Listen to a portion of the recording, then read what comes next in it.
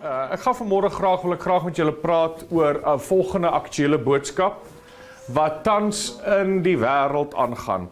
Nou ons het al so baie gekyk na verskillende dinge, na verskillende onderwerpe, dat ek glo dat dit vir julle iets beteken. Amen. Amen. Ek glo dit was vir julle tot 'n groot seën tot dusver gewees, dat die Here werklik met julle gewerk het en gepraat het. Maar vanmôre wil ek graag praat oor die volgende onderwerp. Waar is die VSA in Bybelprofesie en wat se rol speel Amerika in die eindtyd? Mense sal vra, waar is Amerika in Bybelprofesie? Waar is Amerika in die eindtyd? Nou as ons kyk na die 3 wêreldhoofmagte, sal ons sien dat die 3 grootste lande, die 3 lande met die, kan ek sê die 3, wat is die regte woord? Superlande. Is eerstens Amerika, tweedens, wie is daai? Rusland, dis Vladimir Putin, en derdens, ek kan nou nog hier daai Xi Jinping, is sy naam? Hy is China. Dit is die 3 hooflande van die wêreld. Wanneer ons gaan kyk, jy kan hierdie gerus gaan Google, sal jy sien dat Google sê vir jou baie mooi uiteenheid, wie is die power rankings, wie is die sterkste, sal jy sien, dit is die VSA, dan Rusland en dan China. Jy kan op Wikipedia gaan kyk, dit is jou 3 sterkste lande. Okay, Suid-Afrika is nie eens amper op baie lys nie. Okay, maar dis jou 3 sterkste lande. Nou, weer eens, ons sien dat hierdie 2 lande, naamlik Rusland en China, word vir ons genoem in die Bybel, word vir ons uitgebeeld in die Bybel. Daar word vir ons beskryf in die Bybel oor Rusland. Ons sien Rusland in die Bybel en ons sien ook China in die Bybel, maar tog die wêreld se sterkste mag, naamlik Amerika. Waar is hy? En vanmôre gaan ons daarna kyk. Ons sien lande soos die volgende wat wel in die Bybel 'n rol speel, naamlik Rusland, China, Egipte, Ethiopië, Jordanië, Libië, Filistia, Sudan en Turkye. Dis maar net sommige lande wat in die Bybel vir ons genoem word, wat tans vandag daar is. Dis net sommige, dis nie al die lande nie, dis net sommige van die lande. My vraag is, waar is die VSA? Hy is dan die wêreld se grootste mag, hy is die wêreld se sterkste krag. Nou waar is die VSA? Nou wanneer jy op e-sort intik, die volgende name soos byvoorbeeld Israel, dan kom jy agter dat daar is soveel, ek vergeef my Engels, maar matches, vir hierdie name. Israel is daar 2563 keer wat hy oor gepraat word, Jerusalem 816 keer, Gaza 22 keer, Egipte 389 keer, Libanon 71, Perse naamlik, wie's Perse? Wie's Perse? Iran is 14 matches, of 14 keer dat hy genoem word. Aram, wie's Aram? Wie's Aram?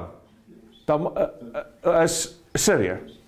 So as die Bybel praat van Aram, dan weet jy dis Syrië. In die Engelse Bybel sal hy sê Syrië. 79 keer. Irak 294 keer. Rusland 4 of 5 keer. China ten minste 1 keer wat dit in die Bybel voorkom. Maar die VSA, Amerika, nie 1 keer nie.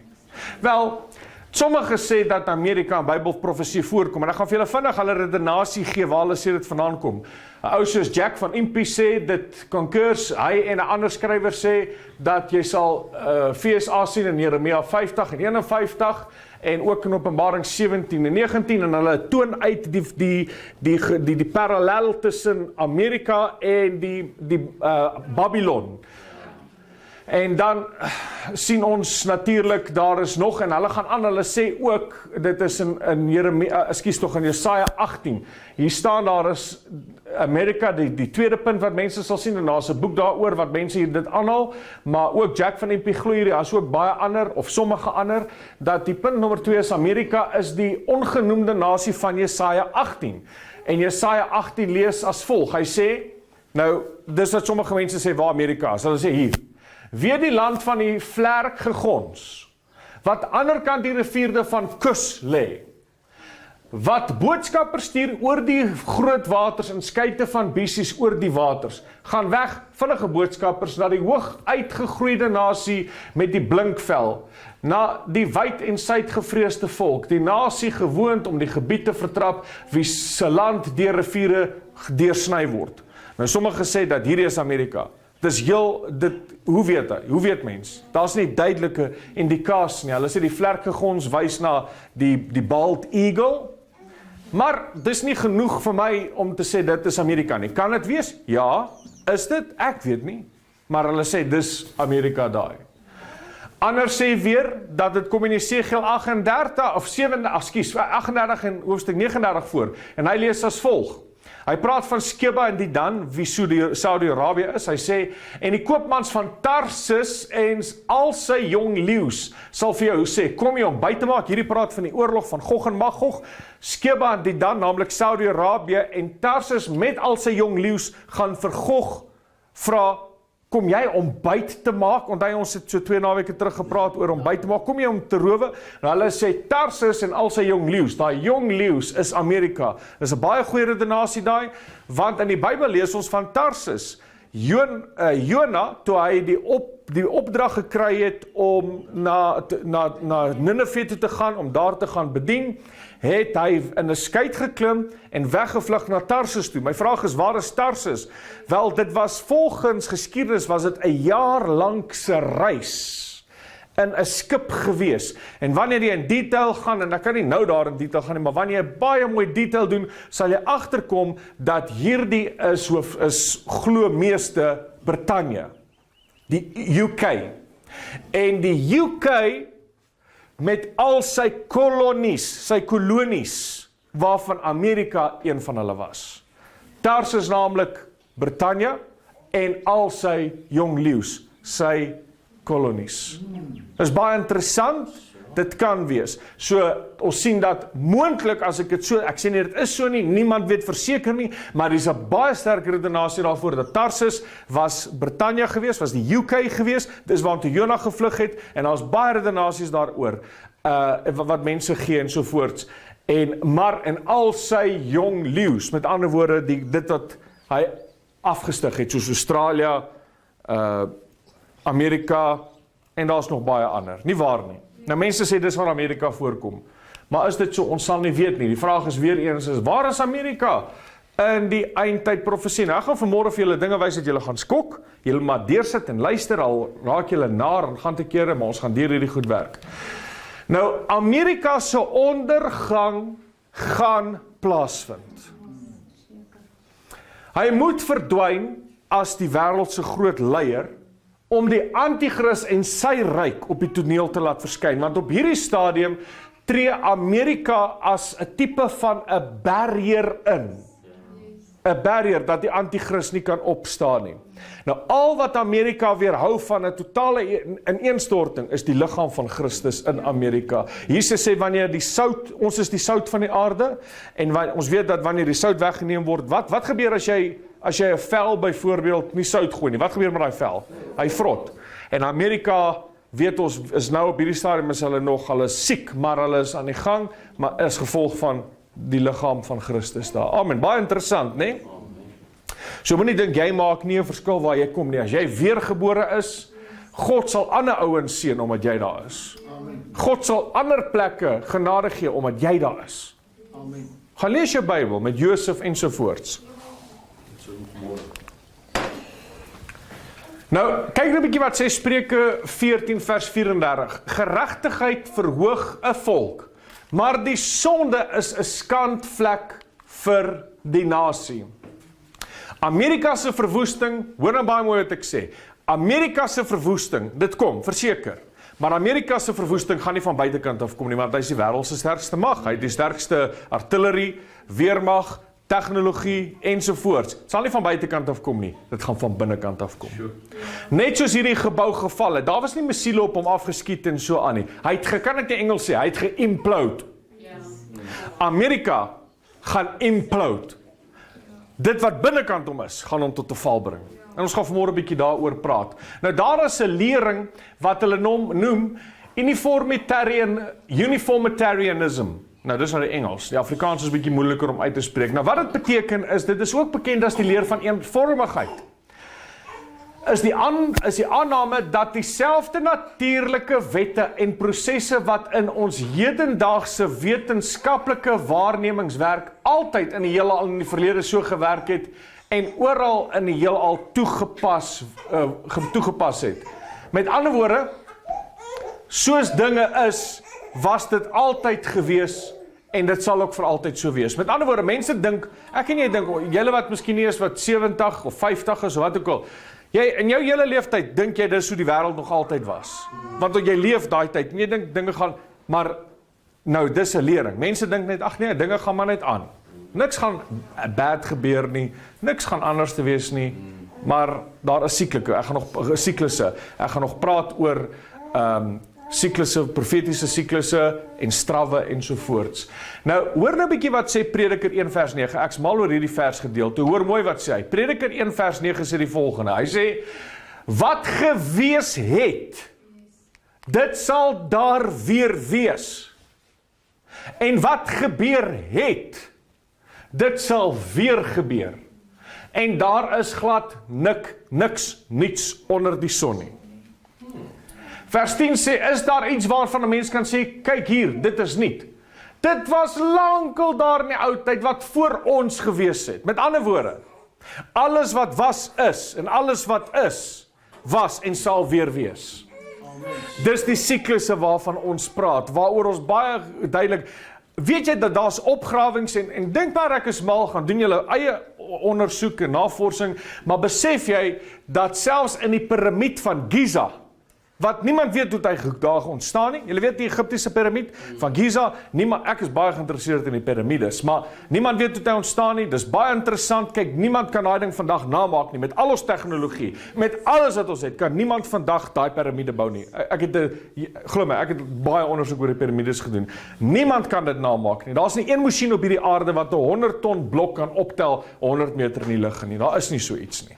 Hulle kan dit nie doen nie. En hoe dat daai blokke binne die piramides presies so in mekaar pas, dat jy nie eers 'n haar of 'n kaart tussen dit kan inkry nie. Hoe het hulle dit gedoen? Nou, binnekant die piramide of Giza, is daar 'n gravering. Gaan ondersoek dit asseblief self as jy nou uitstap. Moet dit nie nou doen nie, maar as jy uitstap, gaan tik in Google in modern, tik net in iets soos byvoorbeeld modern artillery engravings in the pyramids. Dan gaan jy sien hoe daar helikopters, vliegtuie en duikbote en daar uitgebeeld is daar binne. Hoe dit daar, hoe weet mens?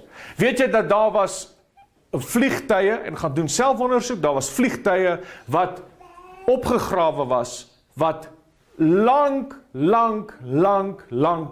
terug gebruik was. Nou vra ek jou hoe.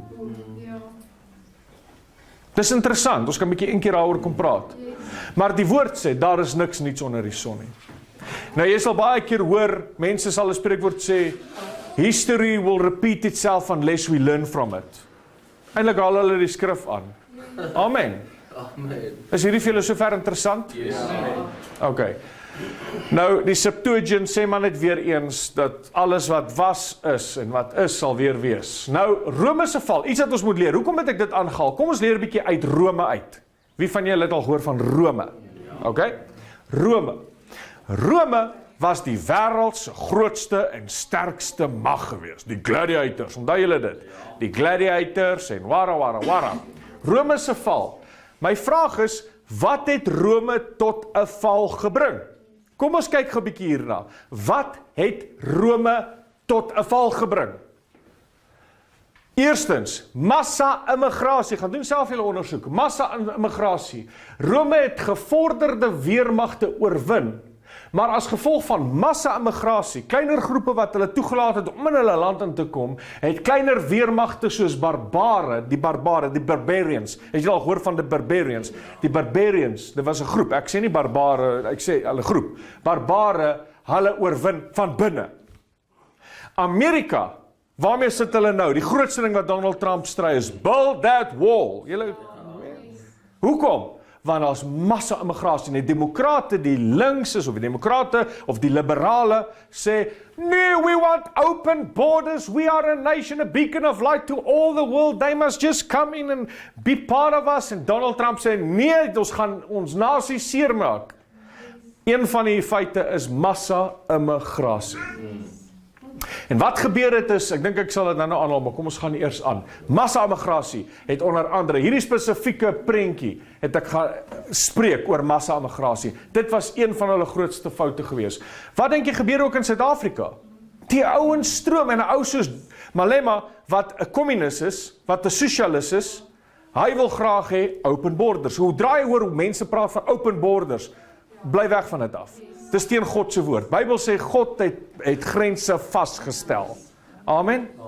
Ons is teen dit. Ons is teen open borders. Nee, 'n nasie moet soewerein wees. Hy moet homself kan, maar hulle het van binnekant af het hulle hierdie massa-immigrasie toegelaat. Nommer 2 is goedkoop arbeid. Hulle het slawe, as hulle weermag oorwin het hulle gebring, het hulle as slawe gedien, en hulle was goedkoop arbeid, en hulle eie mense was werkloos gewees. Wat is die probleem in Amerika? Presies dieselfde. Wat is ook die probleem in hierdie land? Die allerhande ander nasies kom in, en hulle vat, en ons Suid-Afrikaners sit sonder werk. Hierdie het Rome se val veroorsaak. Goedkoop arbeid, en hulle eie mense is sonder werk.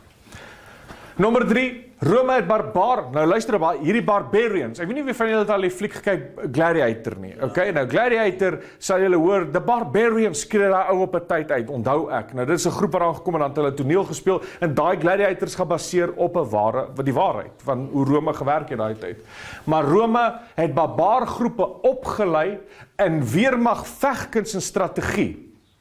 Raai wat gebeur? Ek weet nie wie van julle ken julle geskiedenis nie. Joel, jy wat van Amerika afkom, wie het hierdie World Trade Centers vasgevlieg?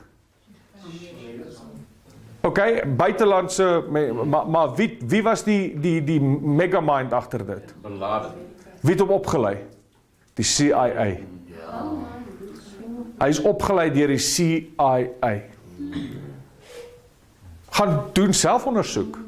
Rome het presies dieselfde gedoen. Hulle het mense toegelaat, en hulle het hulle opgelei in vegkuns, en toe sê hierdie barbare, jou tannie, en hulle begin die ouens doodsteek. Weens oorlog en al die uitgawes, want hulle het vinnig gegroei hierdie koninkryk, weens die oorlog en al die uitgawes het die staat belasting verhoog, en die middel- en armklas het bankrot geword. Dis presies wat ook die eerste ding toe ons president in bewind kom. Wat is die heel eerste ding wat hy doen? Hy verhoog die belasting. Domste ding wat hy kon doen. Dis eerlik. Dis die domste ding wat hy kon doen. Jy sien, ons moet, okay, kom ons raak hier. Okay, but anyway, wat hulle doen is, hulle het verskriklike oorlog en hulle verhoog die belastings. Amerika sit met presies dieselfde probleem. Donald Trump, toe hy gehardloop het as president, het hy beloof hy gaan belastings verlaag, en hy het dit toe gedoen. Maar hulle het net belastings verhoog. Rome het presies dieselfde gedoen, en die middel- en die armklas is onderdeur. Die staat het vinnig gegroei, en die keisers het naderhand hulle eie muntstukke begin laat druk. Dit het hyperinflasie veroorsaak, en die geld was later van tyd werkloos gewees. Wie van julle weet die stuk papier wat jy in jou beurs hou, wat 'n noot genoem word? Wie van julle weet regtig, wat gee daai ding krag? Nou kom ek sê gou vir julle.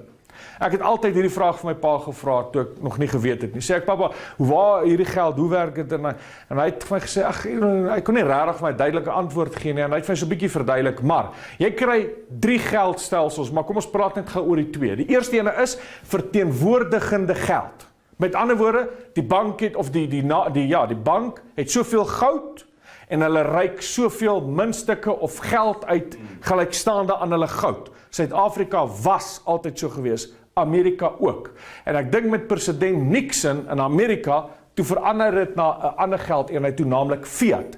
Nou die geld wat ons tans gebruik en wat Amerika gebruik en meeste van die wêreld gebruik, is fiat geldeenheid. Wat beteken dit? Dit beteken die regering druk geld en hulle sê dis geld en ons aanvaar dit. En dis hoekom jy sekere beleid, ek weet nie of julle al gehoor het van monetêre beleid en 'n fiskale beleid nie, maar dit spreek van hoeveel geld moet elke jaar gerelease word in die stelsel in, want as jy te veel release, dan veroorsaak dit inflasie, en naderhand soos met Zimbabwe, dat dit hyperinflasie veroorsaak, dat geld het naderhand in die strate gelê. Hulle het geld opgevee, niks beteken nie. Presies dieselfde het in Rome gebeur. Baie interessant, nee.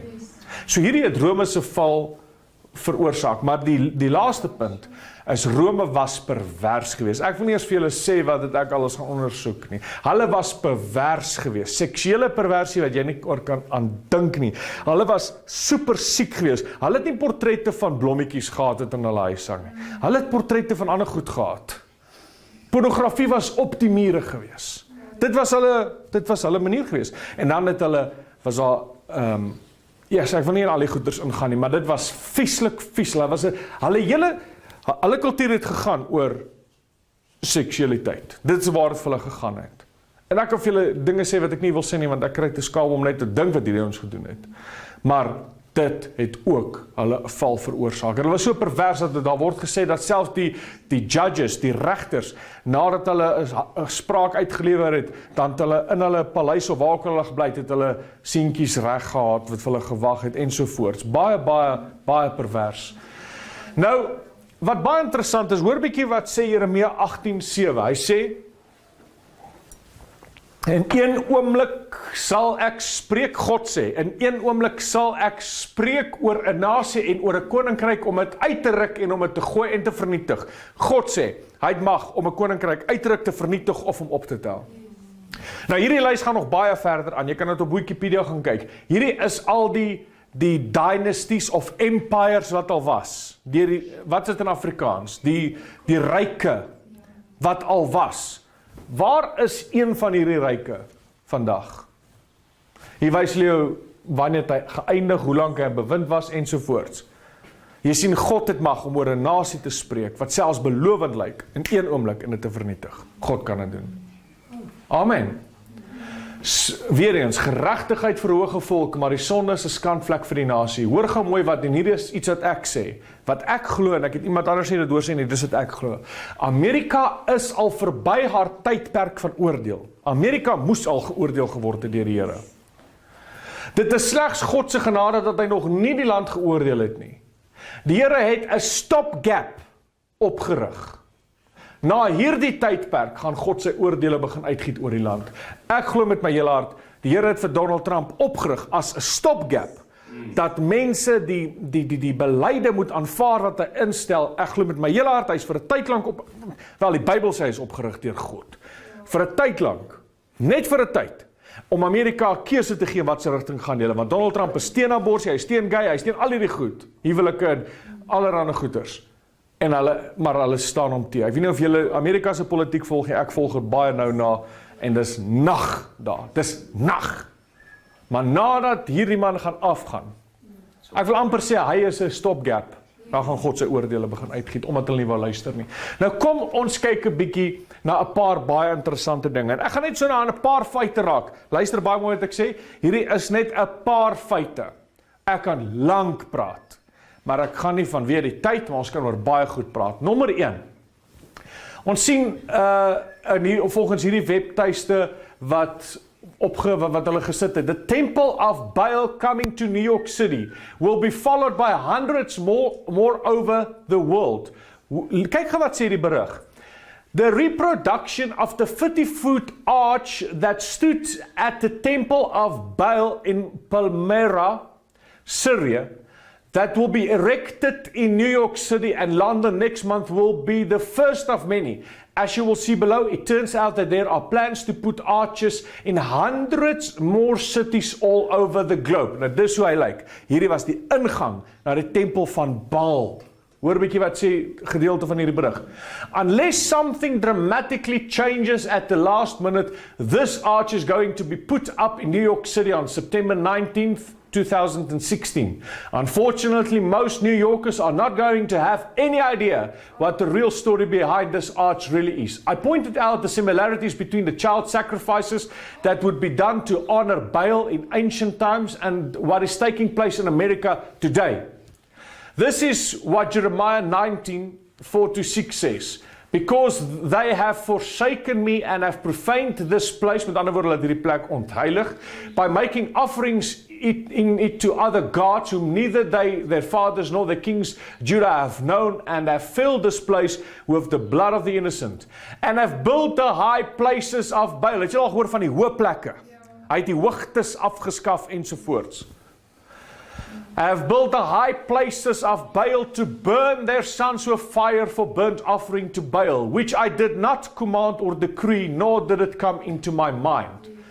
Hierdie ding was toe opgerig in New York City.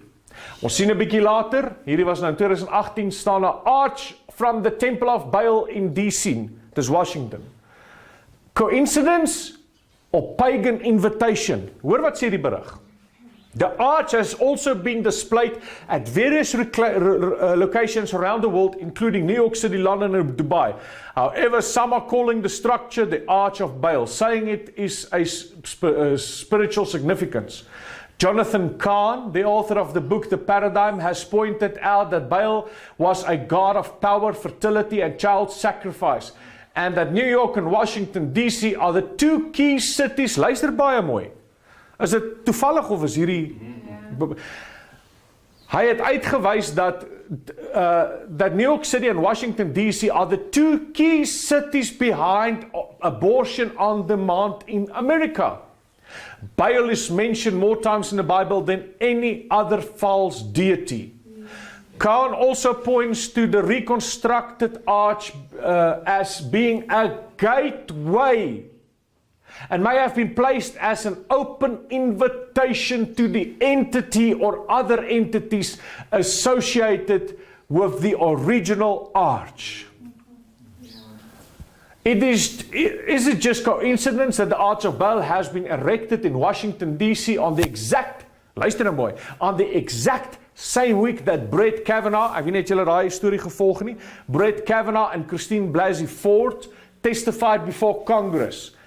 The future of the US Supreme Court is literally hanging in the balance, and many believe that it is quite odd that this ancient pagan symbol has been put up at this precise moment in time.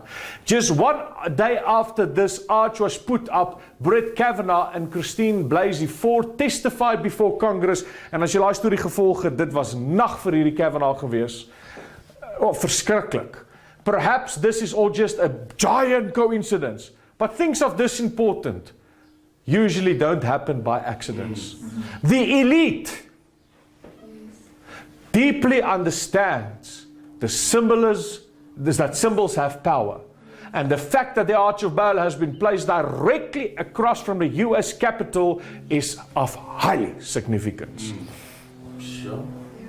Is dit per toeval dat hulle die Arch of Baal opsit in Washington DC en in New York? Hierdie, onthou net een ding, in die geestesrealm, demone, jy moet baie mooi hoor wat ek sê, demone maak kontak, of, ja, hulle, ek gaan nog net vir julle kom wys, video's waar demone kontak maak, en ek gaan net vir julle wys, maar daai Sondag moet julle ingebid kom. Maar, sal jy sien dat demone sien goeters ook, en hulle vind hulle is daaraan attached. Hierdie is portals. Is dit per toeval dat hierdie twee arches staan in Washington DC en New York, al twee hoog in die okkulte en in aborsie. Wat was Baal gewees? Hy was 'n god van child sacrifice. Ek gaan nou vir julle wys. Hoor nou baie mooi wat sê. Child sacrifice was absolutely central to the worship of Baal. When it was time for another ceremony, unwanted babies would be gathered and burned alive. Have things changed so much since that time? We are far more clinical about it, but we have still terminated our unwanted children. In fact, we are killing our babies on an industrial scale. We have murdered far more children than they ever did in ancient Middle East, and our fate will be the same as theirs if we don't turn things around as a society. Hoor bietjie wat sê Jeremia 7, het jy al gehoor skrifgedeeltes soos hier in die Bybel, waar Jeremia sê, maar hulle het hulle verfoeisels neergesit in die huis waar my naam oor uitgeroep is om dit te verontreinig, en hulle het die hoogtes van Baal gebou en in die dal van die seuns van wat in die dal van die seuns van Hinnom is, om hulle seuns en hulle dogters van Moloch deur die vuur te laat gaan. Het jy al gehoor, they let their sons pass through the fire? Hulle het hulle kinders deur die vuur laat gaan. Wat beteken dit? Wel, dis hoe dit gelyk het. In die ou dae het hulle afgod gemaak, Baal, dan het hulle 'n vuur gemaak, onderkant hierdie Baal, dan die hande begin gloei, hierdie koperbal, en dan het sy hande begin gloei van hitte. En dan het hulle gekom en het die priesters gestaan en op dromme gespeel, vir een groot rede, is om die geskree van die kinders te laat verdoof. Dan het hulle op die dromme gespeel, en dan het hierdie mense gekom en het hulle pasgebore babas, of kinders wat hulle wil hê nie, het hulle in die hande van hierdie afgod gesit, en het hulle daar doodgebrand. Hier sien ons nog so ene wat plaas, en so het hulle kinders geoffer. Die woord van die Here sê vir ons, dit het gebeur.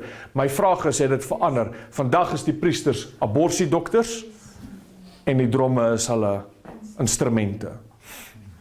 Hierdie ou, 'n evangelis het hom gekonfronteer, en toe manifesteer hierdie ou vol demone. Hy het nog 'n skêr in sy hand. Ek gaan die video sal alles speel, maar het hy nog 'n skêr in die hand. Hy's 'n aborsiedokter. Hy staan hier buite en hy drink 'n koffie. Toe die ou hom konfronteer, toe blaas hierdie ou soos demoon. I like it. I love it. Praat hy so met die ou om kinders dood te maak. Toe sê hy, you must turn to Christ. I will never turn to Christ.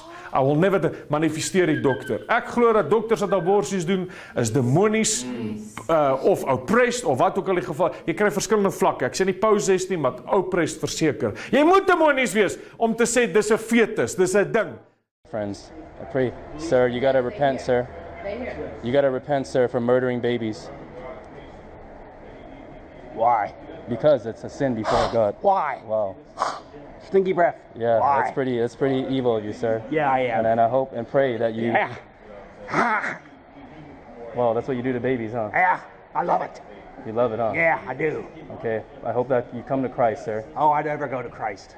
I hope that you come to Christ, No, sir. I don't go to Christ. Yeah, I don't listen to Christ. You will have a darkened heart, sir. I do have a heart, darkened heart. Yeah, You have a darkened heart. I do very, very much so. And you will stand Yeah. before God in judgment Yes, day. I one day. will. Every day. You will stand before God in judgment Yes, day. I one will. day. Every day. All of the babies that I you have love it. killed. I love it. Yeah, keep tearing the babies Yeah, apart. I will. Keep tearing the babies I apart.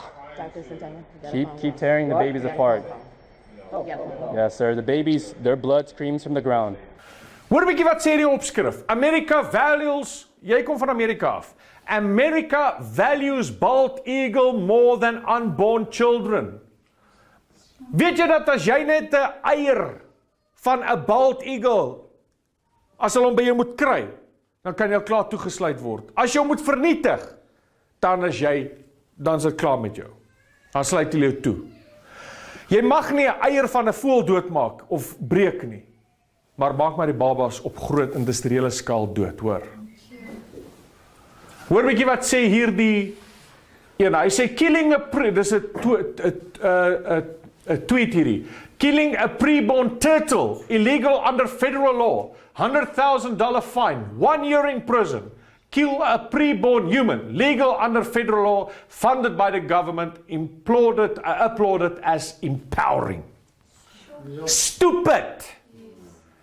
When did the society become so wicked? Om te sê, moenie 'n skilpaadjie doodmaak, jy anders 100,000 en ons sluit jou vir die jaar toe. Maar jou kinders, ag nee, maak hulle dood, man. Stupid! Wicked! Demonies! Hierdie vroumens. A New York law has catapulted that abortion back into American spotlight. Here's what the legislation actually does. Nou, ek gaan net vir julle vinnig aanhaal wat sy sê. Allowing a woman to get an abortion after 24 weeks. Dit het nou in Januarie, het New York. They passed a new bill. Hulle het 'n nuwe wet gepas dat jy kan na 24 weke kan jy 'n aborsie kry. If her health is threatened, not just her health, but if the fetus would be unable to survive outside the womb. Met ander woorde, as die ma net depressie het en nie kan sien vir die kind nie, maak hom dood. As jy dink die kind gaan nie lekker lewe nie, maak hom dood. En hierdie vrouens, Jezebel, staan hier en sy applauded.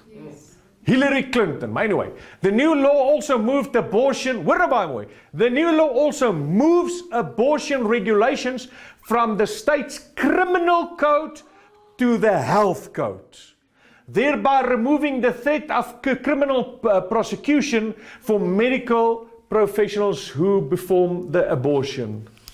And it allows nurses, practitioners, physicians' assistants, and licensed midwives, in addition to doctors, to provide abortions. So kom maak dood. Druk 'n sker agter die kind se, spuit hom met gif in. Dis wat hulle doen. Hierdie ou, die governor van New York, Andrew Cuomo. New York celebrates legislation. Hierdie was hierdie jaar, Januarie 23ste. New York celebrate legalizing abortion until birth. En dan gaan hy aan, dan sê hy net die katholieke kon dit nie glo nie, want hierdie is nou eintlik 'n katholiek. Kyk nou wat gebeur hierso. Planned Parenthood Action. Hier staan die klomp demoniese besete ouens saam met daai Andrew Cuomo, en daar teken hulle nou die bil, die wet wat sê, jy kan nou 'n kind doodmaak tot op geboorte. Met ander woorde, die vrou kan nog steeds geboorte gee. Die besig, maak die kind dood. It's okay. And they celebrated it. Jy moes gesien het, ek gaan die video sien speel. Klap hulle hande en juig en ons is bly. Nou vra ek vir jou, roep hierdie nie na die ewige oordeel van God nie. Now to developing news out of Albany about reproductive rights here in the Empire State. The state legislature has passed the Reproductive Health Act. Governor Cuomo moving quickly to sign this into law tonight. This is part of his administration's push to make sure women here in New York keep their right to control their own bodies in case the Supreme Court ever overturns Roe versus Wade.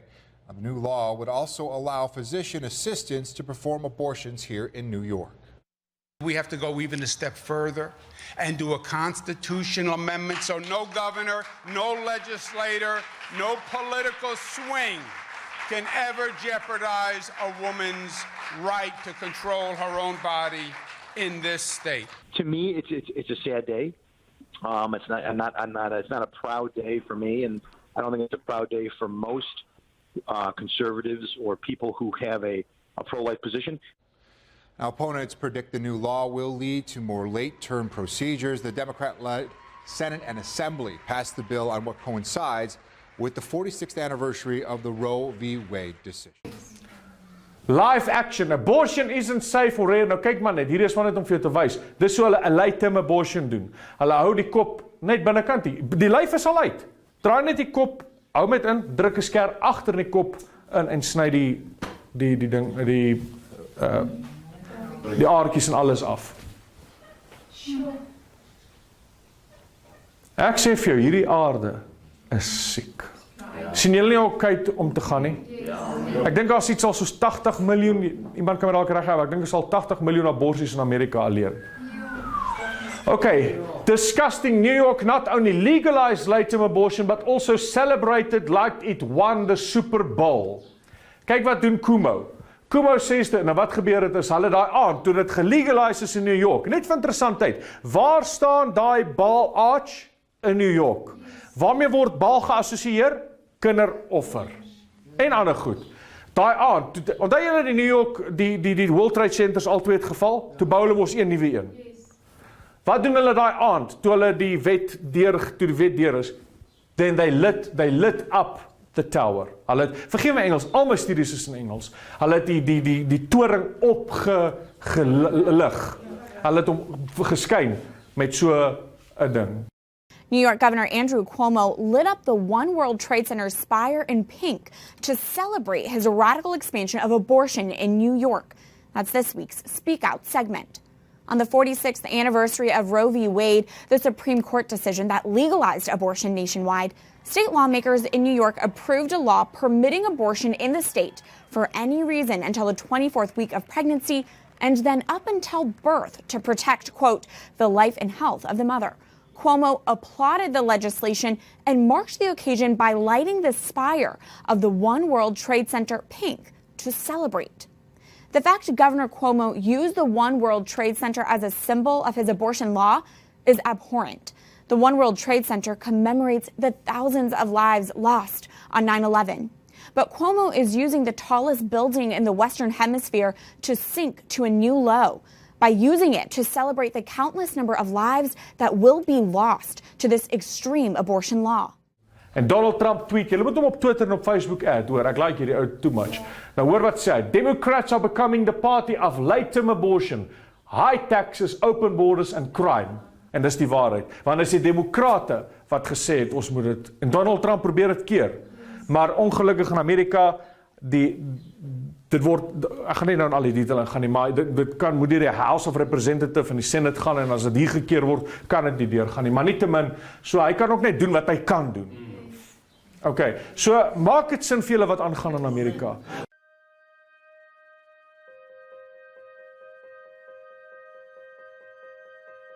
Again, we're back here this year with the entire wish list of everything the abortion industry could want to increase volume and profit. So this is essentially abortion on demand up until the point of birth. To the end of the third trimester. Yep, I don't think we have a limit in the bill. I had a similar bill that was even broader. A woman is about to give birth. She has physical signs that she is about to give birth. Would that still be a point at which she could request an abortion if she was so certified? She's dilating. I'm asking if your bill allows that. My bill would allow that, yes.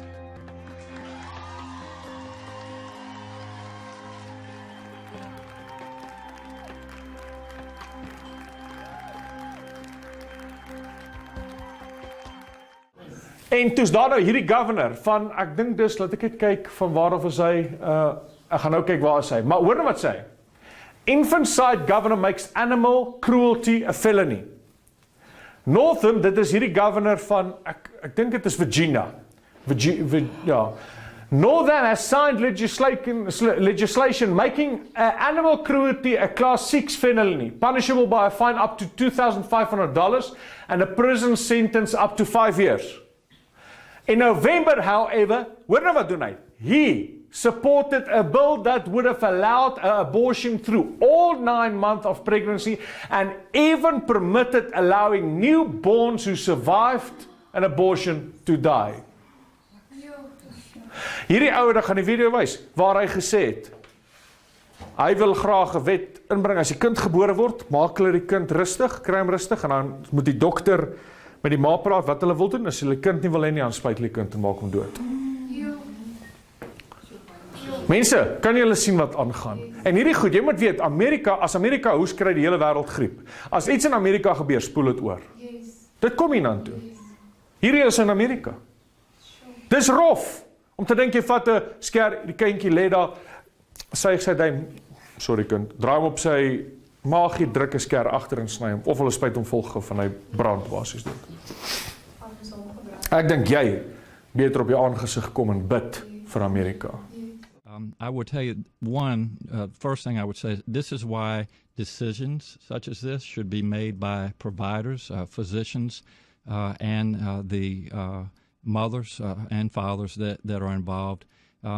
There are, when we talk about third trimester abortions, these are done with the consent of obviously the mother, with the consent of the physicians, more than one physician, by the way. And it's done in cases where there may be severe deformities, there may be a fetus that's non-viable. So in this particular example, if a mother is in labor, I can tell you exactly what would happen. The infant would be delivered. The infant would be kept comfortable. The infant would be resuscitated if that's what the mother and the family desired. And then a discussion would ensue between the physicians and the mother. So, en nou vra ek vir jou, is hierdie ou, dis demone hierdie, net Baal se demoniese sal dit doen. Maar jy sien, Democrats push for dollars for political allies in abortion business. Dis 'n multi-miljoen dollar besigheid. As jy 'n babatjie kan doodmaak, kry jy geld. So daai ou bou sy huis en ry sy kar op die bloed van duisende kinders wat hy doodmaak. Again, we're back here this year with the entire wish list of everything the abortion industry could want to increase volume and profit. So this is essentially abortion on demand up until the point of birth. Nou prys die Here, ek het nou iets gesien hierdie week dink ek, of verlede week, May 14th. Lawmakers vote effectively ban abortion in Alabama. Kan ons hier eer gee?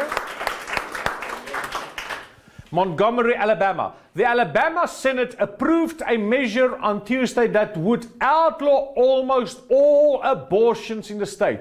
The legislation bans abortions at every stage of pregnancy and criminalizes the procedure for doctors who would be charged with felonies and face up to 99 years in prison. It includes an exception of cases when the mother's life is at serious risk, but not for cases of rape or incest. subject of fierce debate among the lawmakers in recent days.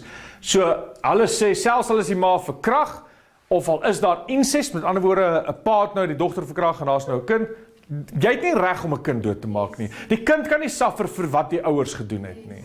Dus jy moenie God speel nie, en hulle sê dat ons steun dit, geheel en al. This is another Fox News alert. Moments ago, Alabama Governor Kay Ivey signed one of the strictest abortion bills in the country into law. Correspondent Jonathan Serry reports on the firestorm ignited on both sides of this debate, one that could very well lead all the way to the U.S. Supreme Court. The Republican-controlled state Senate voted 25-6 to make it a Class A felony for doctors to perform abortions in Alabama unless the mother's life is in danger. The measure makes no exceptions for cases involving rape or incest. Life is a gift of our Creator, and we must do everything that we can to protect life. Outrage from state and national Democrats soon followed. I apologize to the women of Alabama for this archaic law that we passed. We need to lift up their voices. We need to lift up the voices of women and families across America who see their civil rights and human rights being taken away from them.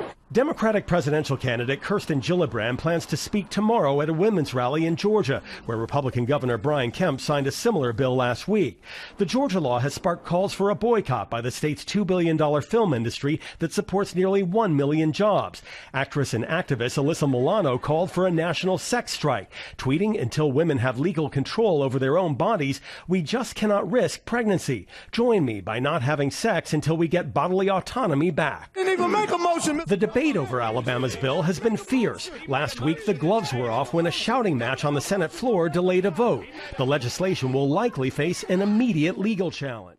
There could be no greater contrast to the beautiful image of a mother holding her infant child than the chilling displays our nation saw in recent days.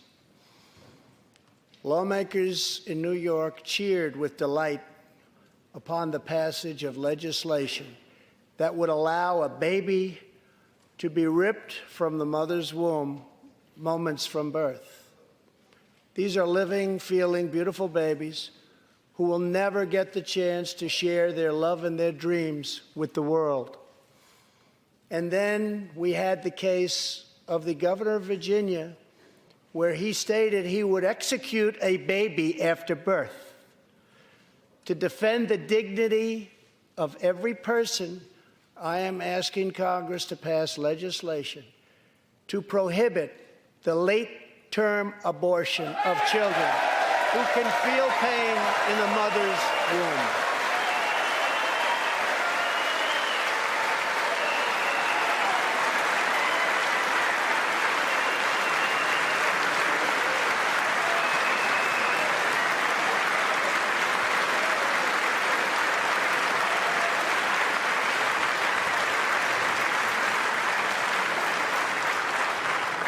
Let us work together to build a culture that cherishes innocent life.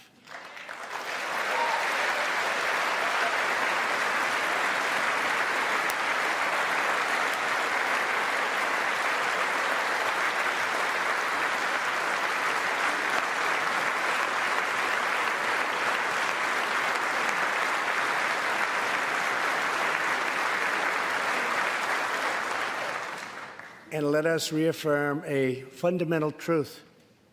All children, born and unborn, are made in the holy image of God. Maar die nuwe geloof van Amerika is ongelukkig. Politiek, ja, as jy Amerika volg, sal jy sien, hulle nuwe geloof is politiek, politieke korrektheid. Toe kom Donald Trump en toe mors hy daai koei vir hulle op met sy, want hy is nie politiek korrek nie. Menseregte, om nie te mag diskrimineer nie, met ander woorde, alles is reg, ek mag nie diskrimineer nie, en kerklike korrektheid, selfs die kerke wil nie, selfs in hierdie land, kerke wil nie die waarheid preek nie, want ons moet kerkliks korrek wees. Ok, ons sien selfs in, nou gaan ons beweeg ons in 'n tweede gedeelte in. Hierdie is in 'n kerk, dis 'n Methodist church as ek reg is, drag performance held at church in Durham. This is after leaders of the United Methodist Church decided to uphold a ban on same-sex marriage and ordaining LGBTQ clergy. Toe hulle nou klomp mans wat soos vrouens, wat noem hulle dit? transgender, transwhite, turbo white, ek weet nie. Maar hulle sê dat luister, julle is welkom. En soveel kerke begin dit meer en meer aanvaar. Selfs in hierdie land begin kerke dit meer en meer aanvaar. Want Amerika het hulle selfs hier so, jy kan gaan kyk, is die lelikste vrouens, is mans. Kyk hoe lelik is die ding. Nou dink verstaan. Dis 'n man daai. Almal kan sien. Kyk hoe lyk hy, het 'n Adams appel en seker twee nee man. Okay, maar anyway. Wat vir my baie hartseer is as jy op YouTube gaan, ek het op hierdie video afgekom en ek het maar net screenshots gemaak op Dr. Phil. Kyk hierdie pa. Watch as dad struggles with meeting his daughter as a woman for the first time. Nou sy seun het toe besluit, hy is nou nie meer 'n seun nie, hy is nou 'n meisie. En hierdie pa op Dr. Phil, watch hoe hy kan dit net nie aanvaar nie. En dis hoe sy seun lyk. En hulle moet dit aanvaar, want die wet sê, hy mag nie eers vir hom sê hom nie. In Amerika, mag jy nie vir hierdie, ek weet dis hy weet dis hy sê hy. Ek mag nie vir hom sê hy nie, jy moet vir hom sê haar. So, Dr. Phil vir my ook heeltyd titels, en die pa kan dit net glad nie aanvaar nie.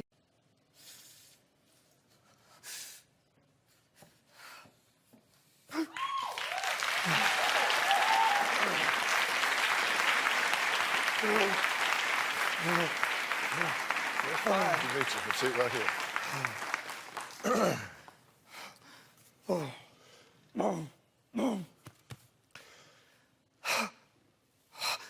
Thank you for being here. I appreciate it. Tell me what you're thinking and feeling right now, Gary. I'm hurt bad. Really bad.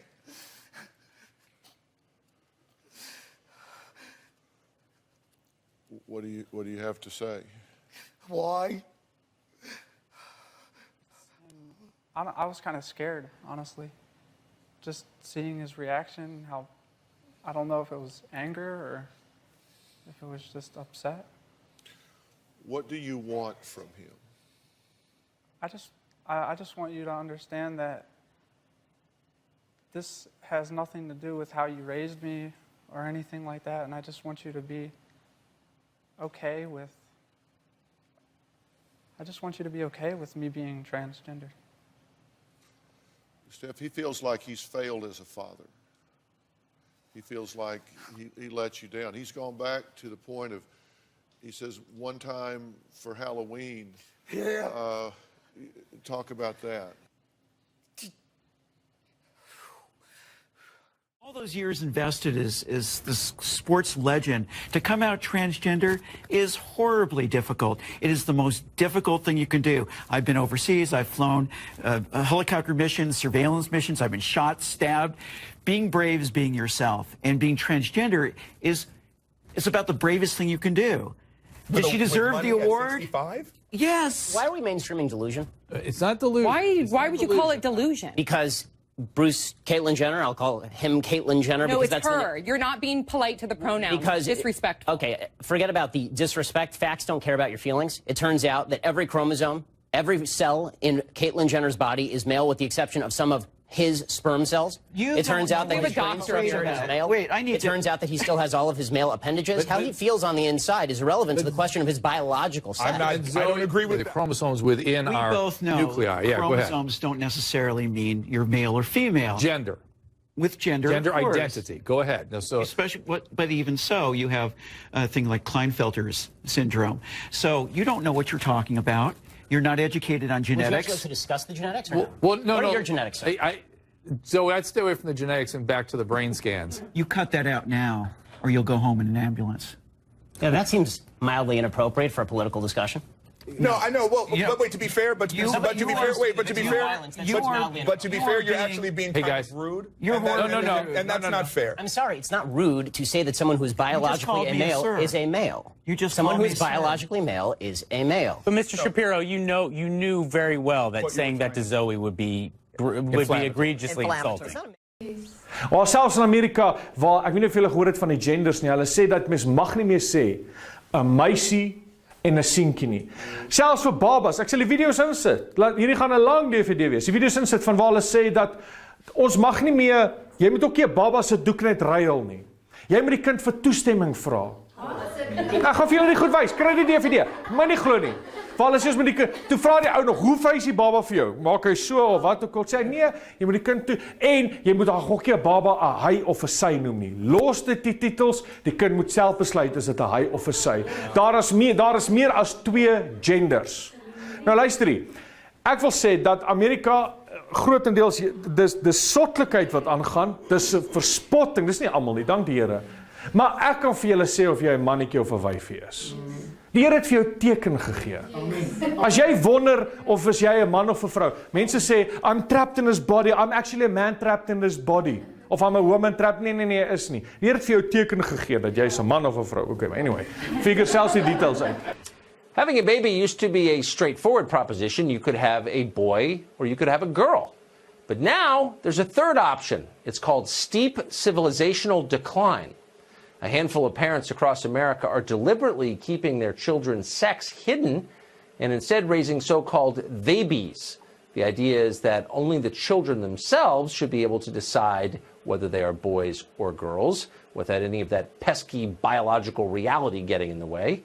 It's all very confusing, like a lot of 2018 is. So, of course, we called in our interpreter of all things progressive, our liberal Sherpa, Kathy Aru, founding publisher of Catalina Magazine. She joins us tonight.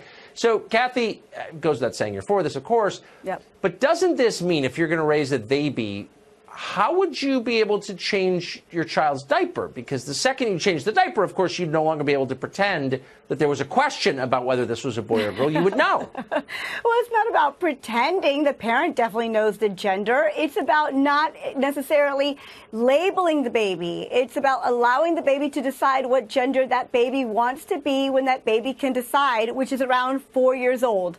So from 0 to 4, the baby will not be labeled. The labeling theory will not apply from 0 to 4 years old. The baby will be a they-be, neither a boy nor a girl. Whatever gender that baby chooses to be. So, like, why would you not tell your kids about that? You know, at some point they're going to drop trow and look down and say, wait, we look different. And you're going to be like, no, you don't. You're exactly the same. And that's lying, isn't it? That's when the child, they say, is around 4 years old. So around 0 to 4, we're not going to say to a little female, a girl that you're a little princess, or boy, you're such a tiger.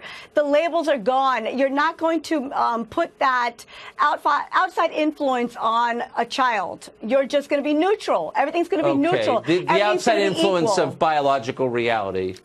So would you do this with anything else? So consent for diaper changing from babies. This raises, leaving aside whether it's a good idea, it raises the obvious practical question. Yeah. How would a baby give consent? Well, the idea isn't exactly, the baby's not exactly going to say yes or no, but she's saying give the baby a few moments, talk to the baby, say, is it okay, I'm going to change your nappy, because she's Australian, so that's how they say diapers. Yes. Can I change your nappy? You wouldn't say that to an American baby. I don't think the American baby would understand, but it's actually just teaching consent, what consent is. It's teaching bodily autonomy. It's teaching, hey, I'm not going to touch your body if you don't want me to. It's just like talking to a baby about anything. Mommy loves you, daddy loves you. So people talk to babies all the time. So why wouldn't the concept of talking to a baby while doing something so serious as, you know, changing a diaper be so ridiculous? Sounds because quite you normal. don't typically expect a baby to respond in a way that you can understand. Again, how do you know what consent looks like? So let's just do a little role playing if we could. You be the baby, I be the parent. Okay, and you're changing my diaper. And I say, I'm going to make this change. And how do you express your consent or lack of consent for that? Well, if I start crying, something's wrong. So you probably don't want to do anything at that moment because you wouldn't want to make diaper changing something that goes along with crying. You would probably want me to be in a healthy state of mind so that in the future, when it comes to those private things, I'd be in a healthy state of mind. I'd be a well-adjusted adult. So a well-adjusted baby would be a well-adjusted adult. But maybe the child's crying because his diaper is dirty. Right, obviously, yeah. So, I mean, the parent would have to be the best judge of that, but I guess if you would make me cry, if you asked me if I wanted you to and then I started crying, then maybe you should get a hint. Take the hint.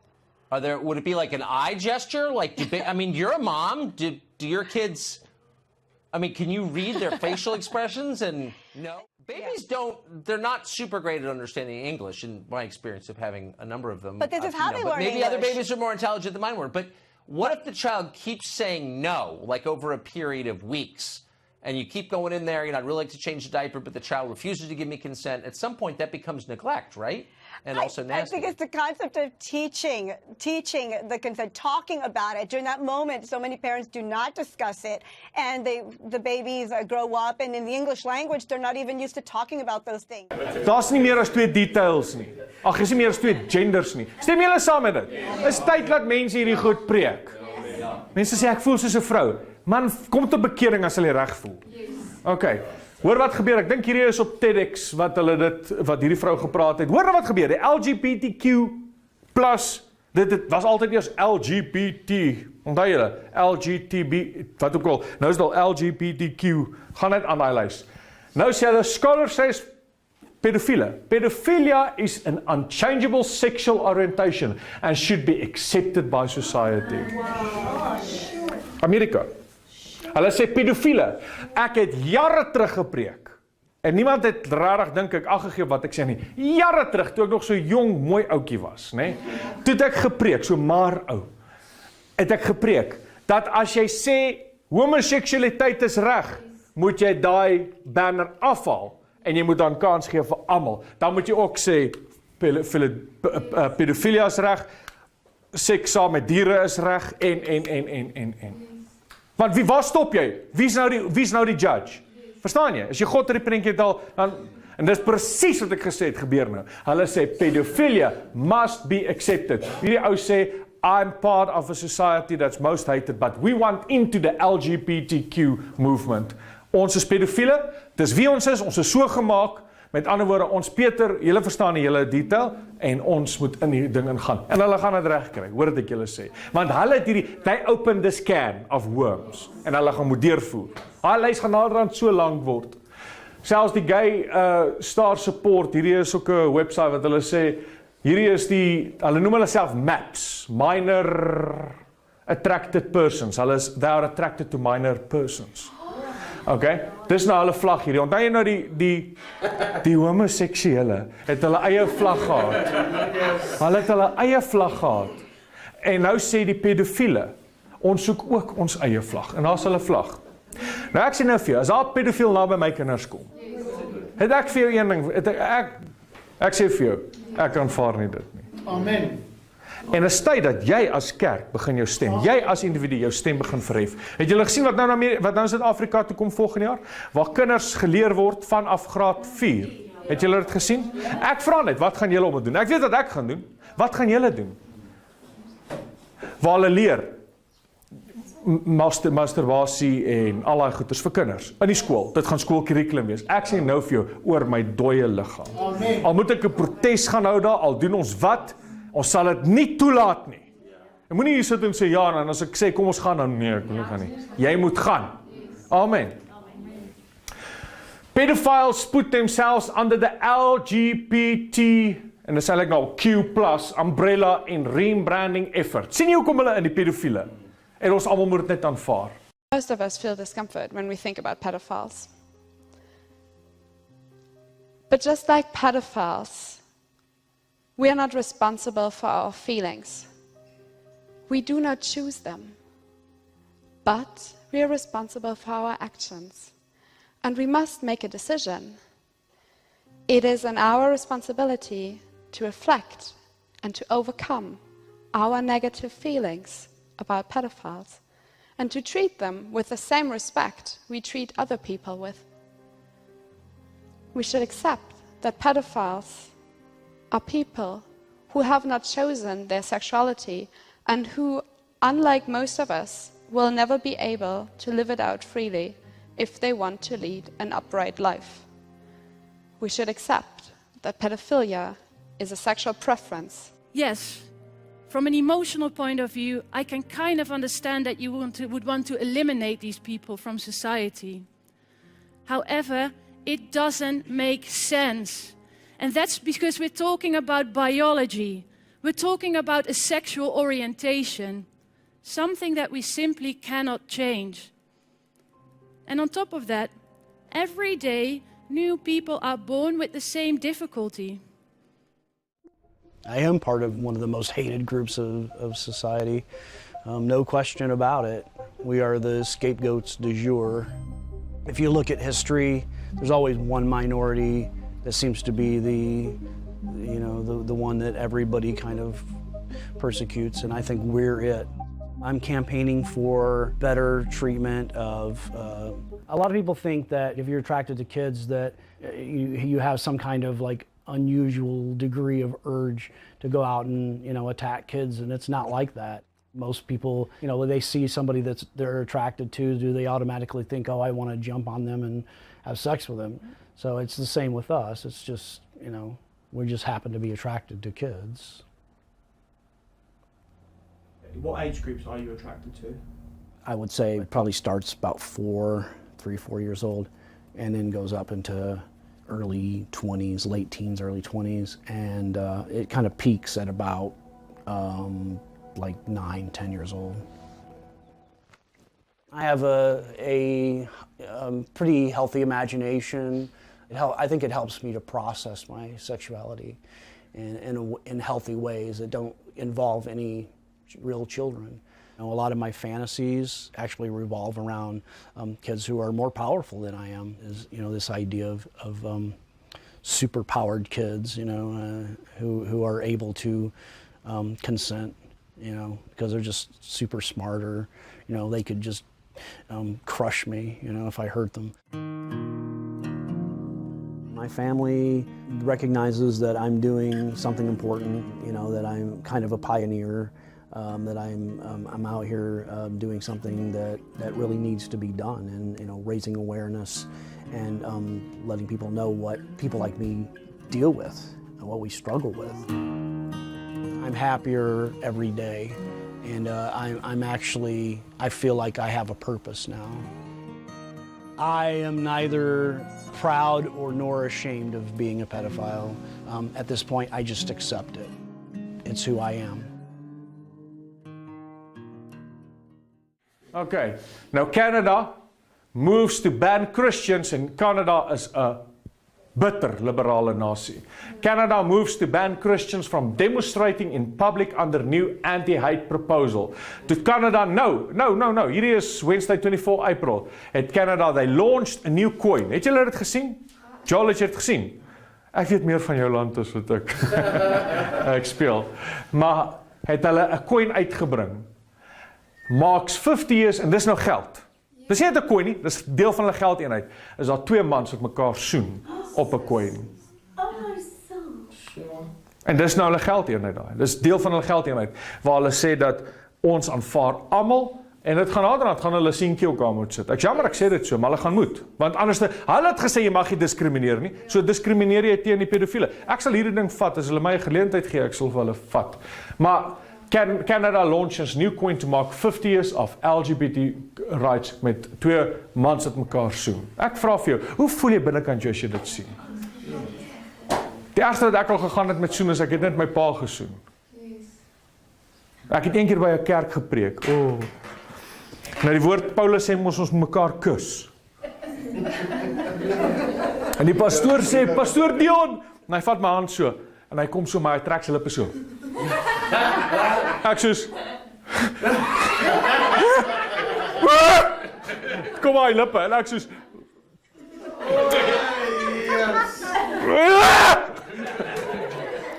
rarig, maar oké, die oom het nou mooi bedoel, maar ek hou nie van as 'n man my sien nie, maar hy oom trek sy lippe so, hulle Deon, ek doen selfs 'n ander oom ook jare terug, hy is ook besig om brood te eet. Die ou mense het geglo aan kus mekaar, groete my. Hy het reg bedoel, maar ek hou nie van as 'n man my so nie. Hallo. Okay. Proud Canadians protest perverted new coin celebrating decriminalization of homosexual acts. Daar's mense wat daarom opstaan teen dit. Hoor nou hoe ver gaan dit. The Canadian government is now dangerously big brother. Hoor wat is nou 'n wet wat in Canada is. Hy praat van, I'm talking about the totalitarian regime. Dit is, julle weet wat totalitarianism is? It's a parent's worst nightmare. I'm talking about the government's intervention, about hostile outsider forces coming into your home and uprising your authority, about the courts forbidding you from parenting your child, and worse, still threatening to punish you if you try to do it. But the story is true, straight from northern neighbor, Canada, a country that is becoming more and more liberal.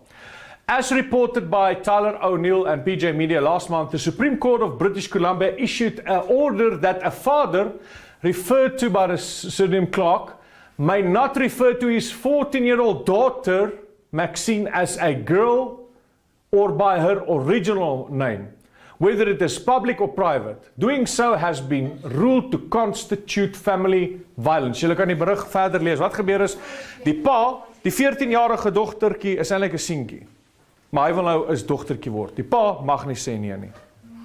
En in Kanada is dit soos, jy kan nie sê nee, jy's 'n seentjie nie. Die government het ingekom en gesê, jy sal dit nie doen, ons sluit vir jou toe. Jy mag nooit verwys na hom nie, dis haar, hy kies dit, of sy kies dit. Nou vra ek vir mense, hoe lank nog voor die Here ons kom haal? Selfs ek dink hierdie is ook in Kanada, wat hulle noem NAMBLA, North American Man-Boy Love Association, dit is op 'n website. Stories about man-boy love, personal experience, waar hulle, hierdie hele organisasie gaan oor om het te wettig, pedofiele te wettig. Van 'n man af na 'n seentjie toe. Dan vertel hulle getuienis daar. Dis wat aan die gang is in ons wêreld. Barack Obama, die dag toe Amerika die LGBTQ movement when the Supreme Court legalized it, toe die groot hof dit nou gewettig het, toe skyn Obama daai aan die Withuis, onder sy heerskappy nog het hulle met die vlag van die LGBTQ movement se vlag, dis hoe die White House gelyk het, om te sê welkom, nou kan julle maar trou en te kere gaan. The White House is shining a colorful light on same-sex marriage. It was lit up like a rainbow last night. The overnight show was in celebration of yesterday's U.S. Supreme Court ruling to legalize gay marriage nationwide. And celebrities are also reacting to the decision. We have much more on that coming up. Hierdie is nogal skokkend. New Jersey Democrats declare open season on elderly, chronic ill and disabled. Waarop het neerkom is dat in Amerika, hierdie is New Jersey, sê hulle dat as 'n persoon wat oud is en kronies ill is, siek is, het die staat nou reg om euthanasia, weet julle wat euthanasia? Om euthanasia toe te pas op wie hulle wil. Met ander woorde, spuit die ou mens en laat hy doodgaan. Hy's 'n las vir ons. They declared open season on a chronically ill and disabled. Kan jy dit oor vertel? Die woord van die Here sê, die Here maak dood en hy maak lewend. Nie die mens nie. People died under California's new right to die law. Jy weet, dit is menseregte tyd. So iemand sê, en ek het video's wat ek vir julle kan wys wat skokkend is, waar mense sê dat, en dit is skokkend, ek wil nie na die goed kyk nie, dis erg, maar waar mense sê, ek wil net nie meer lewe nie, ek ly in depressie, of ek voel nie lekker nie, dan kry hulle die dokter, dis nou meer in België, maar in Amerika is dit ook nou, kry hulle die dokter, gaan lê op die bank, spuit om en dood. Dis wettig. En als al klaar in California, is al klaar 111 mense. Hulle noem het assisted suicide or assisted death. Waar hulle die mense, as jy wil selfmoord pleeg, gaan bel jy en sê, kom help my, om gee hulle vir die regte goed waarmee jy selfmoord kan pleeg. Hierdie goed roep na die oordeel. Stem julle nie saam nie? Of dink julle ook, alles gaan maar net aangaan soos dit altyd aangaan? Hulle is besig om die maat vol te maak. Euthanasia in the United States. Genade dood. Het jy al gehoor van genade dood? Ja. Daar is nie so iets nie. God maak lewend en hy maak dood. Daar is nie so iets soos genade dood nie. Finish en klaar. Julle kan daaroor gaan lees. Nou, hierdie is my baie interessant. Ek wil dit net vinnig vir julle aanhaal en dit is die laaste gedeelte wat ek mee gaan afsluit. So ons nou gekyk na 'n paar dinge en die laaste gedeelte wat ek nou wil kyk is net vinnig pornografie in Amerika, wat ook erg is in Suid-Afrika. Hulle sê 64% van alle jong mense tussen die ouderdom van 13 tot 24 soek aktief na pornografie elke week in Amerika. In 2015 het hulle uitgewys, dit kom hier op neer. They recorded child sexual exploitation, known as child porn, is one of the fastest growing online business. En waaruit dink jy kom het? Amerika. Enough is enough. Visits to, en ek het die naam van die ding uitgehaal, van die plek uitgehaal, visits to whatever, total 33.5 billion, dis Amerikaanse pornografiese webtuiste, billion over the course of 2018, an increase of 5 billion visits over 2017. That equates daily to an average of 92 million visitors, and the time of this writing, hierdie plek, daily visits now exceed 100 million. 100 miljoen mense gaan op hierdie spesifieke pornografiese webtuiste en gaan kyk pornografie. Pornografie, that's the stain on a nation. 30.3 biljoen searches, of 962 searches per second, 1. 2, daar was nou net oor die 2000 gewees. Every minute, 63.992 new visitors arrive at. 12 new videos and 2 hours of content that uploaded every minute. Dis 'n multi-million dollar industrie ook. Mense is verslaaf aan pornografie vandag. Mense is verslaaf aan pornografie. Dis 'n drug. The United States, hoor nou wat sê, the United States is a top consumer of both illegal child pornography and obscene pornography. According to the British authorities involved in implementing the new law, age verification law, there must at least be, nou gaan hy so aan. Al wat het op neerkom is dat, ek wil vir julle hierdie punt aanhaal, pornography has changed. Extreme content is now the new norm. Blijkbaar is dit aggressiewe pornografie. Soft porn has disappeared. In 2010, the journal Violence Against Women reported physical aggression in 88.2% of leading pornography scenes and verbal aggression 48.7%, with 94.4% of the aggression directed towards the women and girls. Nou, dit is incest is the fastest growing trend in porn. Met ander woorde, seksuele aktiwiteite met jou eie, so jy maak 'n video van jou en jou, vergeef my, maar met jou dogtertjie, wat ook al, en dan laai dit op en dan jy nou hierdie hit. Kan jy dit glo? Kan jy dit glo? En op pornografie, weet jy wat, aggressie tot jou vrou of kinders en human trafficking en alles, sluit aan by pornografie. As jy vandag hier sit, en ek weet nie wie is, as jy dalk vandag hier sit en jy kyk na pornografie, bely dit voor die Here, breek jou foon en kom weg van dit af. Dit gaan jou lewe verwoes, dit gaan jou huwelik verwoes, dit sal jou vryheid wegvat. Jy gaan altyd dink aan ander vrouens wanneer jy by jou vrou of by jou man is, kom weg van dit af. Breek dit in Jesus naam. Want dit sal jou op die uiteinde gaan dit jou ook jou siel kos. Weet jy wat mense? Jesus sê as jou regterhand jou laat struikel, kap hom af. So vat jou foon as hy jou struikelblok is, gooi hom stukkend. Nee, maar hy kost R30.000. So wat? Wat se prys wil jy koppel aan jou saligheid? Baie interessant, en hiermee sluit ek af, dat ons sien dat toe hulle eed moes gesweer het nou die dag in een van die Judiciary Subcommittee of Constitution, Civil Rights and Civil Liberties, toe moet hulle opstaan en sê, do you swear, en solemnly swear, so help me God. Op die einde van Amerika het het altyd gedoen, dis uit. Hulle sê dit is teen mense se reg, hulle so help me God, het die demokrate uitgewis. We're going to ask all of the witnesses to stand and be sworn, as has become a custom in our committees. Do you swear or affirm under penalty of perjury that the testimony you're about to give is true and correct to the best of your knowledge, information, and belief? Great. Thank you. Let the record show the witnesses. Point of parliamentary inquiry. Yes, Mr. Johnson. I think we left out the phrase, so help me God. We did. Could we have the witnesses do it again for the record? Yeah, if they want to do it, but some of them don't want to do it, and I don't think it's necessary, and I don't like to assert my will over other people. Well, it goes back to our founding history. It's been part of our tradition for more than 2 centuries, and I don't know that we should abandon it now. Could I ask the witnesses if they would choose to use the phrase? Mr. Chairman. Mr. Nadler. If any witness objects, he should not be asked to identify himself. We do not have religious tests for office or for anything else, and we should let it go with that. We'll proceed and introduce the first witness. Glad it's noted for the record. So help me God is uit. Dink jy nie hierdie goed roep na, hulle erken God nie, dit roep na God se regverdige oordeel. Ag, ek gaan nie eens daaroor praat nie. Onthou julle daar was 'n fliek. Jy moet dit in my steek. Ek gaan lag. Okay. Onthou julle daar was jare terug 'n fliek gewees. Ek dink dit was Deep Impact van hoe dat daar so so golf New York tref. Ek dink dit gaan nogal so iets lyk. Maar kom ek sê vir jou, Amerika gaan. Hoekom is Amerika nie in eindtyd Bybelprofesie nie? Wel, ek het nou net vir julle sommige redes gegee. En onthou, to whom much is given, much is required. Nou kan jy sê, maar dis op ander nasies ook so. Dit is so. Maar God het sy scepter vir Amerika gegee. As God jou met meer vertrou, gaan hy jou meer oordeel op dit. So daarom moet God se oordeel val. Ek persoonlik glo daar kom 'n ekonomiese ineenstorting in Amerika. Ek glo dit my hele hart en ek kan dit nie nou wys nie, tyd hardloop uit. Ek glo daar kom oor die wêreld, maar spesifiek oor Amerika kom 'n ekonomiese ineenstorting, maar ook glo ek daar gaan natuurrampe volg. En Amerika gaan dit nie kan recover. Hy gaan nog steeds daar wees, maar hy gaan dit nie kan recover as 'n wêreld mag nie. Romeine 1 vers 8 lees ons hierdie volgende. Hy sê 1 vers 18. Want die toorn van God word van die hemel af geopenbaar oor al die goddeloosheid en ongeregtigheid van die mense wat in ongeregtigheid die waarheid onderdruk.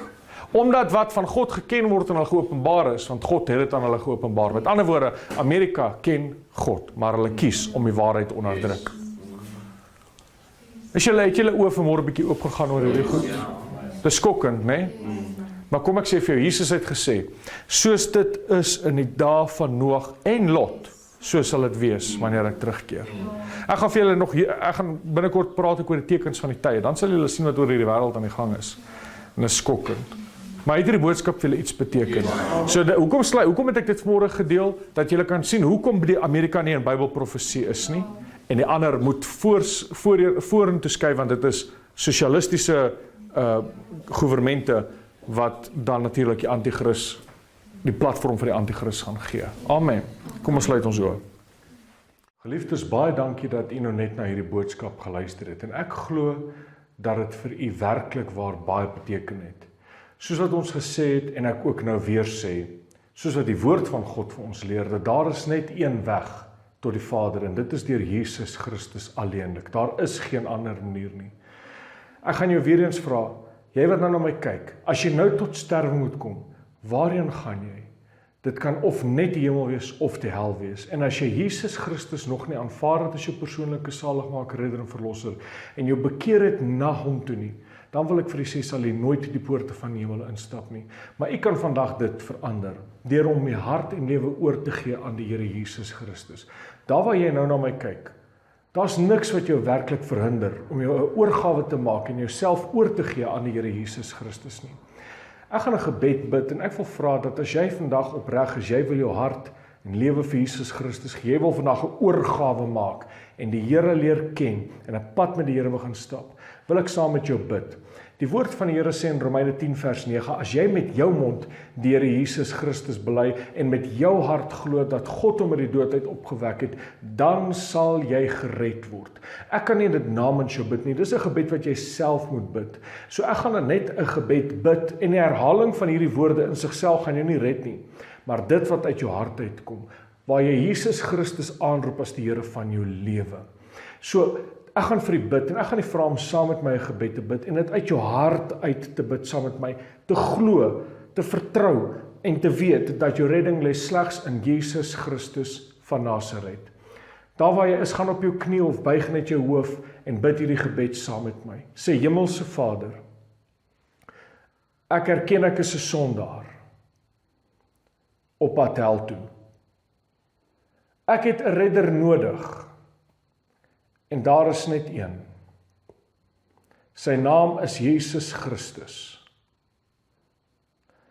Here Jesus, U het vir my gesterwe, U bloed is vir my gestort, U het uit die dood uit opgestaan, en op hierdie oomblik gee ek myself oor aan U.